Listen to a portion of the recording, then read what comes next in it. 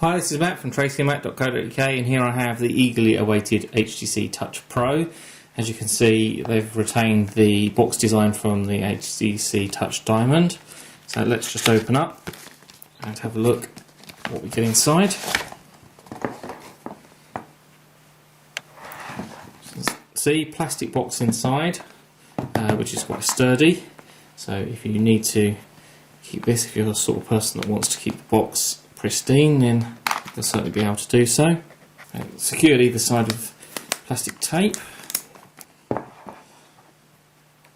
Okay, inside I have the device itself laid right on top, but let's just look at the other bits and pieces first. Inside the lid, I have a flap where we find the HTC Care, which is the telephone numbers and everything else for support, and there's also a CD-ROM, which is Getting Started Guide, and another CD-ROM which contains Sprite backup and an electronic version of the user manual, and also Active Sync.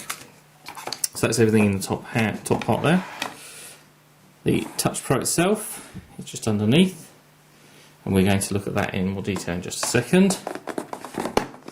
Underneath another plastic insert we have, thankfully, a pouch included, which is quite good quality.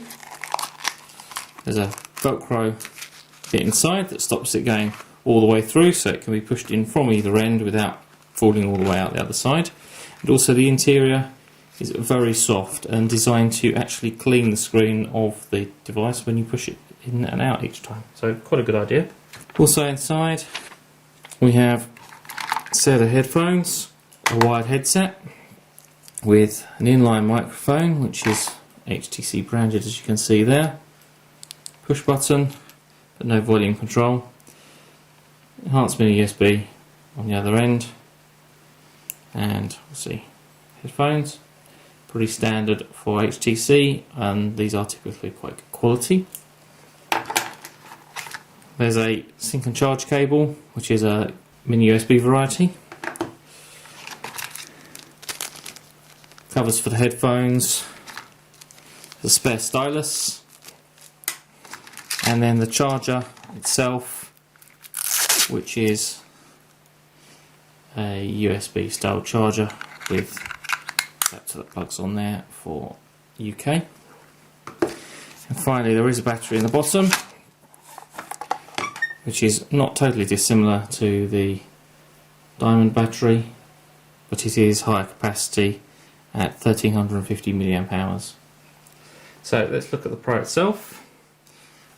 Obviously everybody knows it has a sliding keyboard mechanism, very similar to the Titan 2, which has earned it the unofficial name Titan 3.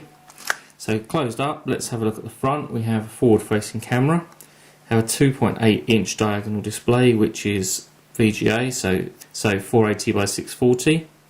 Underneath we have a home and back button, the D-pad and phone keys below that, send and end phone keys.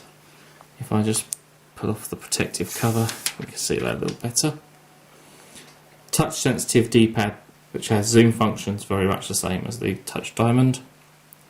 On the side we have volume control, rocker, up and down volume control. On the bottom we have the connector for sync and charge.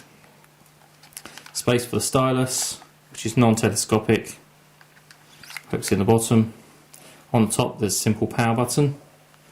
On the back we retain much of the design of the original Touch Diamond, but you'll notice that there's two cutouts in the back instead of one. One's for the camera and one's for a light for illuminating your shots. Back slides off as so. So underneath we have space for the SIM card, obviously the space for the battery, which pops in just like so.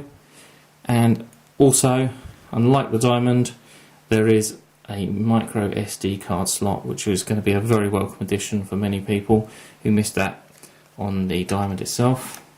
So it all plugs together like that.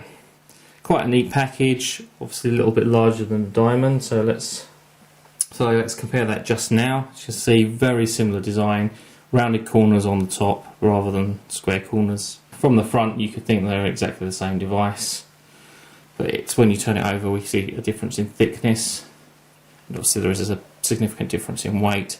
Diamond's about 110 grams, the Touch Pro is about 165, but if we compare that to the Titan 2, Titan 2 is around 190 grams,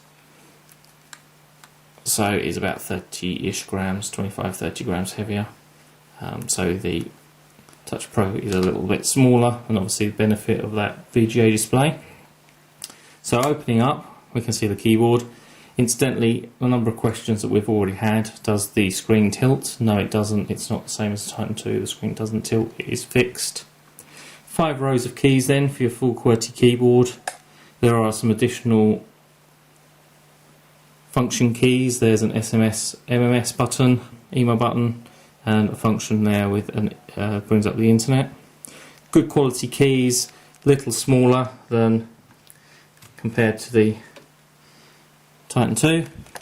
You can see there, a little smaller than the Titan 2, with 5 rows instead of 4 rows of keys.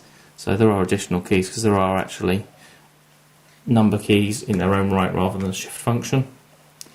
So good quality keys, quite tactile, and individual keys rather than being a screen printed or anything like that. So quite impressed. So let's just power up. And while we're waiting for that to come on, let's just go over the specification. That's a 3.2 megapixel camera on the back with autofocus, but with a built-in mobile light. Processor's the same as the Diamond. It is a Qualcomm 528 MHz processor. Windows Mobile 6.1 Professional. ROM's up to 512 meg and RAM to 288 meg. Display, as I say, is 2.8 inch diagonal, and it is VGA. So if we just do our tap to set up here and align the screen, and we'll skip through the rest. I haven't installed my SIM card, so we just need to wait for the custom applications to install, which is pretty common for these devices. Carry on talking about specification. It is quad band, supports GPRS, Edge, 3G and HSDPA. Has built-in GPS, Bluetooth 2.0 with EDR, and built-in Wi-Fi, which is 802.11b and G. And the expected talk time is listed as 397 minutes, and standby time is 503 hours. We'll get a better idea of the actual talk time and standby time as we use the device over the next week or so. So after installing all the customization, the phone reboots. We have the Touch Flow 3D as we come to expect, virtually the same as on the Touch Diamond, where we can scroll through people, messages, which is SMS and MMS, email, the internet, which still includes YouTube, photos and video, music, weather, which is trying to download and update. We have our settings, and finally we have programs. You notice that a number of things have already been pre-populated on here. We have Google Maps, RSS, Excel, OneNote, Word and PowerPoint. Back to the home screen. One thing I have noticed immediately is that the buttons around the navigation are a lot softer than on the Diamond, are a lot easier to press, which is quite good. And also when we open up, not only does the keyboard illuminate if necessary, there's also a completely different menu that comes up here, which relates more to what we're doing with the keyboard.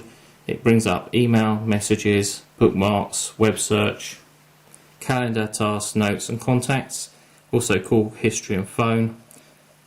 There are LEDs to show you the status of shift and function buttons, which is again very similar to the Titan 2. And when we close, obviously everything rotates back to normal. So we'll cover the software and installed applications in a little more detail when we come to do the review, which will be online in around a week or so.